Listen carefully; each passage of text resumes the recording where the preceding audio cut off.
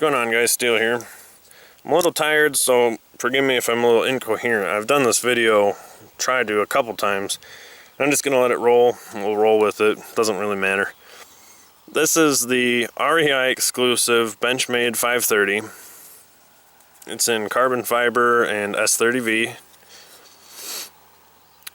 The 530 design's been around for a while from Benchmade, and it surprises me a little bit that it's not a more popular model or talked about as much. Main reason for this is because in today's market, I've noticed a lot of people that will complain if a knife exceeds 4 ounces. Folding knife. I think we kind of all know where that came from. So the reason it surprises me that the 530 is not more popular is it's a sub 2 ounce folder. Even with the carbon fiber, it still comes in at 1.8 ounces. And that is really light. Weight's never been a bother for me. I don't worry about that primarily. If I like a design, I generally end up looking at handle length and blade grind and thickness, steel. Those are my primary concerns. Almost always the handle length, because I have big hands and I don't like spending money on a handle that is not comfortable. That doesn't even make sense to me. So it's got this real nice, I think I already said, herringbone pattern carbon fiber. Nicely machined. The price is a little pricey. REI kept it at MSRP, which is 200 bucks. It was kind of a vacation impulse buy, if you will. I'll excuse it as that. And I don't know how that made it through quality control. It's not a big deal to me. I'm not going to bother sending the knife in or anything. Offset line or scale a little bit. What's weird though is it starts only halfway. It's not like the whole scale is off. So I don't know what happened there. It was surprisingly smooth.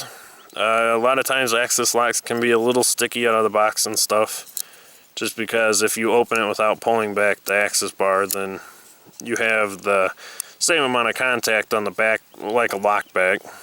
But they do really smoothen out over time. I do like the access lock.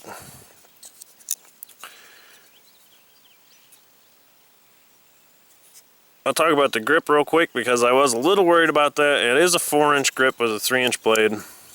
And the reason I was a little worried is because I like real organic handles. Generally, I'm fine with a real flat handle. I don't like a lot of palm swells and finger placements, because if it doesn't fit my hand, then it doesn't fit my hand and it's going to be uncomfortable to use.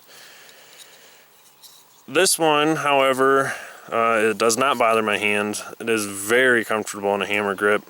And even in a hammer grip, the pocket clip really doesn't create a hot spot. In fact, it almost blends right in. And that's nice too, because sometimes you'll get a pocket clip that really digs. That's no fun. Even despite kind of this odd cutout, still comfortable. Reminds me similar of the Brad Southard flipper, how it had that odd looking cutout and you're like, ooh, is that going to be comfortable or not? It still was. In a saber grip, a little bit different if you go by what the orientation would be with jimping. You get the handle, which fits nicely into the crease of my palm. So it really doesn't end up being very uncomfortable, even though just as a preference, I like feeling handle out to here. It's just a weird thing, but not a big deal. It's still comfortable like this. It's comfortable in an ice pick, reverse, obviously, because of the symmetrical design. And I think for the 2 ounce weight, you're getting quite a bit of blade too. 3-inch blade, 4-inch handle.